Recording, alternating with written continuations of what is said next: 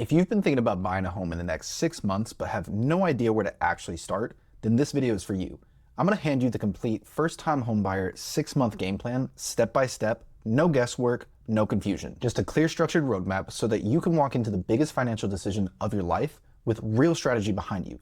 Because here's the truth, most first-time homebuyers don't lose in this process because they can't afford the home.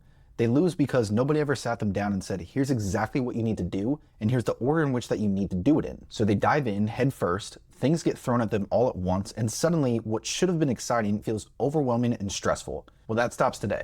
By the time you finish this video, you're gonna know exactly what to do in month 1, month 2, and all the way through closing day, so that when you find the home that you want, you are ready to move on it. No scrambling, no second guessing, just execution. You don't need perfect finances, you just need a strategy.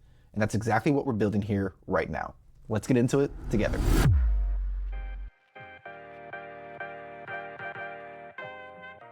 Here's the thing that most people don't realize. Buying a home does not start when you find them. It starts months before that. And the buyers who get beat out, they skipped all the prep work. I had a client reach out to me not too long ago, and he was saying, Pierce, everything that I keep looking at keeps going under contract, and I don't understand why. So I asked him a simple question. Do you have a pre-approval? Do you even know your credit score? Do you have a budget set for this home buying process? Do you have a realtor, or have you even talked with a lender like myself? And guess what he said? He said no to literally all of it. What I ended up finding out was he was doom scrolling Zillow every single night with zero infrastructure behind it. And that right there is one of the most frustrating places to be, because you can technically see exactly what you want in terms of a house, but you have no way to action on it. And here's the brutal truth.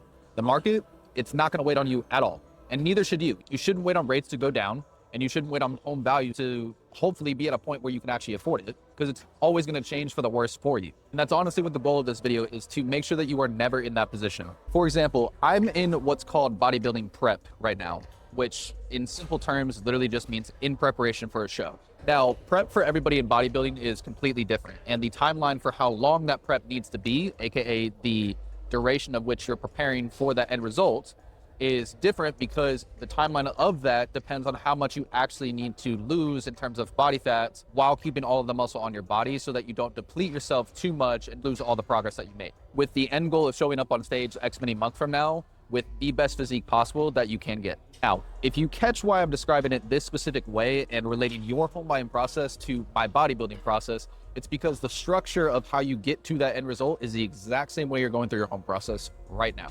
You set a target, you plan accordingly, you strategize that plan where every single month leading up to that end result sets you up for success. You don't deviate from said plan, and you have discipline to actually stay on course, and then you show up on the final day ready to win. It's the same process that you're going through right now. You're setting yourself up to plan that 6 months from now, you're gonna be in a home. And in order to do that, you have to have the right strategy in place, be disciplined enough to stick to that plan, and then execute on it and go to closing day happy, better off, with no confusion at all. So rather than me rambling on and sitting here at the gym relating the bodybuilding process to your home buying process, let me finish up this workout real quick, and then I'm gonna head home so that we can go through this 6-month game plan together.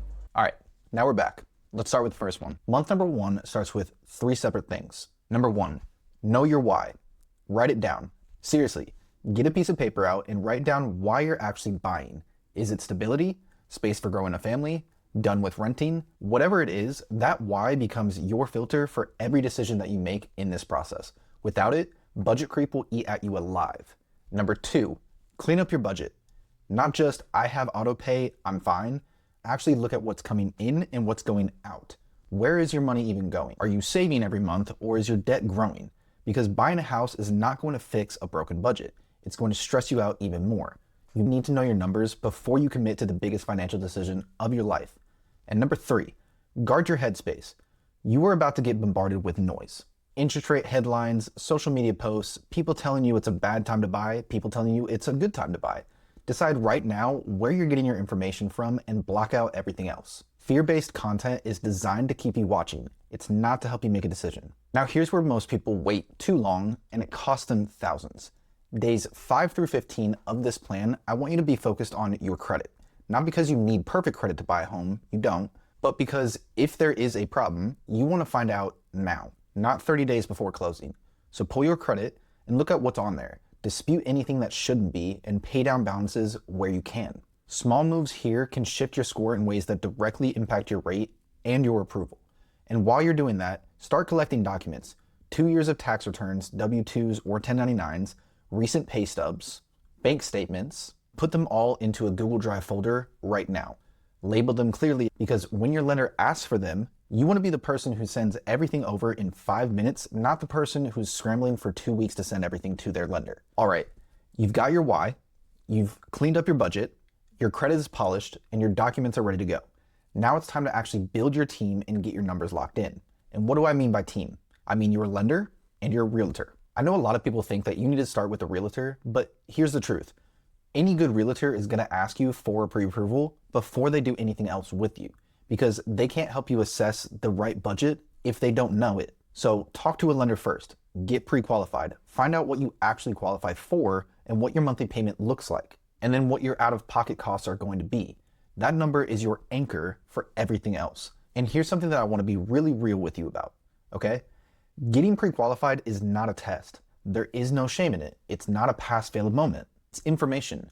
And the earlier you have that information, the more time you have to work with it.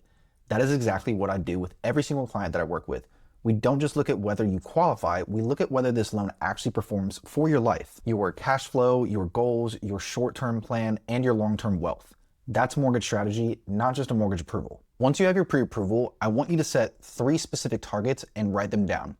Number 1, your maximum monthly payment, not what the bank will approve you for, what you're actually comfortable paying every single month without it wrecking your life. Number 2, your cash to close. That's your down payment plus your closing costs. Know that number, and your lender should break that down for you. Work toward that number. Number 3, your moving budget. People forget this every single time, but moving costs money. New furniture costs money, lawn equipment, deep cleaning, rekeying the locks. It adds up fast. Now here's a trick that I love. Once you know what your estimated mortgage payment is going to be, start making that payment right now. If your rent is $1,200 a month and your future mortgage payment is going to be $2,000, take that $800 difference and move it into a separate savings account every single month. And don't touch it. This does 2 things. It stress tests your budget before you're ever even locked in, and it builds your down payment at the same time. Now that you know your targets, the math is simple. Figure out how much you need total, subtract what you already have saved, and divide the rest by the number of months you have left. That's your monthly savings goal. If that number feels too high, you have 2 options. You can lower your target purchase price, or you can extend your timeline. Neither one is a failure though. Both are strategy. And here's something that I want you to hear clearly. Again, you do not need perfect finances to buy a home. You just need a plan. That's it. A clear, honest plan that you actually execute on, the same way that you'd approach any other goal that you have. So you've done the prep, you've gotten your team, and you've gotten your numbers. Now it's time to actually go find the home.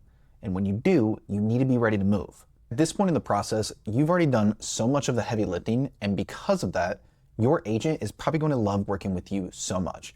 You're pre-qualified, you know your price range, you've already been through the dreaming phase, so you're coming in grounded, not emotional. Before you ever even schedule a showing, I want you to build that needs and wants list if you haven't already. Draw a line down the middle of a piece of paper with needs on one side and wants on the other. Needs are the non-negotiables. They tie directly back to your why. If you're downsizing, a need is fewer square feet. If your family is growing, a need is extra bedroom. These are the things that the home has to have to actually solve the problem you're buying it to solve. Wants are the things that you'd love, but you can live without. A big backyard, a certain style of kitchen, a 3-car garage. These are great, but they're negotiable. This list is going to protect you from making an emotional decision when you're standing in a house that checks 8 out of the 10 boxes and you start convincing yourself that the other 2 don't matter. They might not, but you need to know that before you ever even walk into that house. Now do this one specific thing as well. Research your neighborhoods, not just the city, the specific pockets within that city. Drive through at different times of the day, morning commute, evening, weekends. Look at all the different school districts and the proximity to work, safety, and walkability. Talk to the people who live there if you can, and then narrow this down to 3 to 5 neighborhoods that you'd actually want to live in, because where you buy matters just as much as what you want to buy. And then go into the open houses. You don't need your agent for this. You don't need an appointment. Just show up, walk through these homes in your price range in the neighborhoods that you have identified. This is how your abstract ideas about what you want become real and grounded.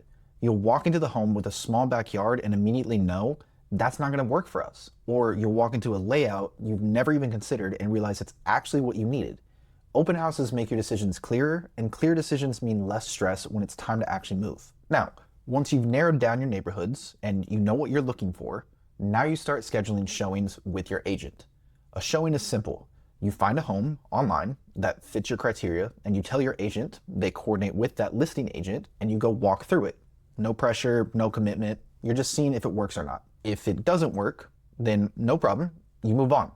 It's not emotional. If it does, this is where your agent pulls comps, comparable homes that have recently sold in the same area.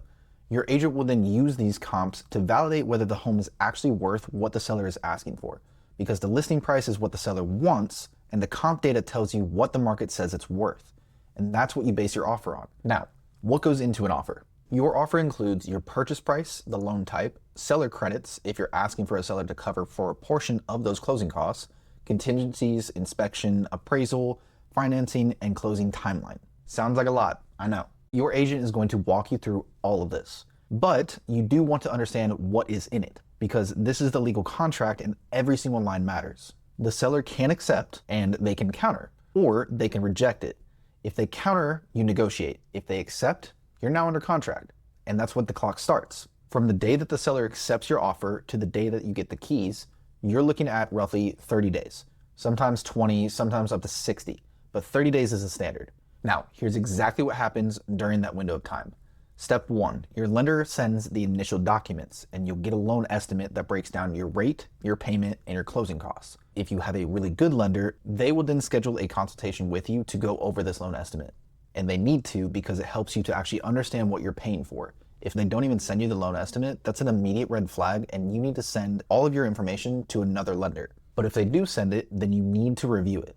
Ask questions and make sure that everything matches what you were told. Step number 2, your home inspection. Your agent will coordinate this, and an inspector will walk through the property and give you a full report on the condition of the home. This is not optional. Do not waive your inspection. This is how you find out if there are issues that could cost you thousands before you're ever even locked in. Step number 3, title search. Your lender orders this. It confirms that when you sign at closing, you are the sole legal owner of that property and no one else has claims to it. Step number 4, conditional approvals. Your lender will submit everything to an underwriter, and then that underwriter reviews your file and says, we're good, we just need a few more things. Usually the appraisal and then the title will come back and hopefully they are clean. Step number 5, the appraisal. Your lender will actually order this too. An appraiser will go out to the property and confirms the home is worth what you're actually paying for. This protects the lender, but it also protects you. Step number 6, utility transfers. Start coordinating this early. Your agent can help you get the seller's utility information so you can schedule the transfer into your name for closing day. Step number 7, closing disclosures. A few days before your closing, you'll get the final numbers and your lender will walk through it. Make sure that your payment, your down payment, and your closing costs all match what you were expecting. And then step number 8, closing day. You sign, you fund, and you get the keys. But here's one last thing that nobody tells first-time homebuyers. There's always a full month gap between your closing date and your first mortgage payment. If you close on March 2nd, your first payment is not due April 1st. It's due May 1st. If you close on June 16th, your first payment isn't even due until August 1st.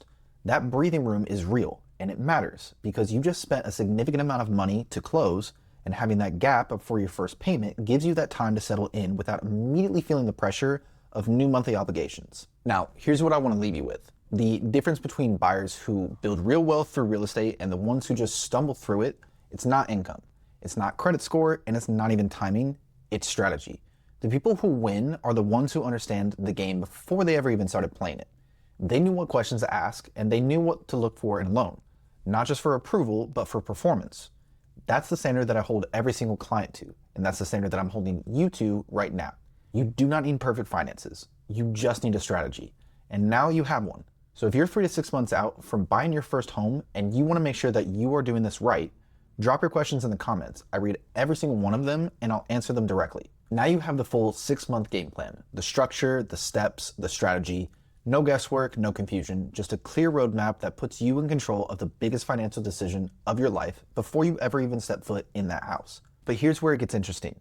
What if you don't have 6 months? What if you're already 3 months out, the lease is ending soon, and the clock is ticking? In the next video, I'm going to be breaking down the complete 3-month game plan for first-time homebuyers. What changes, what gets compressed, and how to make sure you're still walking in with a solid strategy even when the timeline is that much tighter. So make sure you subscribe to this channel and hit that bell to turn notifications on. That way you see when this next video drops first. And if you're new here, make sure to watch this video first. Hopefully I can change how you approach a mortgage. I'll see you in the next one.